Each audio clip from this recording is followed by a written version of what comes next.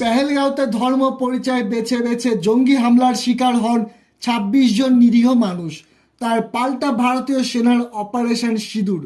পাকিস্তানের মতো শত্রু দেশের বিরুদ্ধে প্রতিশোধের আগুনে ফুঁসছেন প্রায় সকলেই। তবে হুঁশ নেই যেন ই কমার্স সংস্থাগুলির।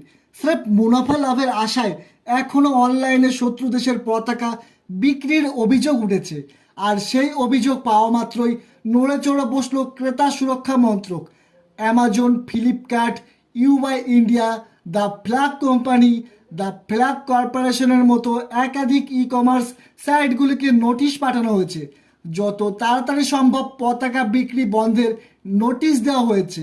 কেন্দ্রীয় ক্রেতা সুরক্ষা মন্ত্রকের মন্ত্রী প্রহ্লাদ যোশী বুধবার এক্স হ্যান্ডেলে ই কমার্স সাইটগুলির বিরুদ্ধে এক হাত নেন।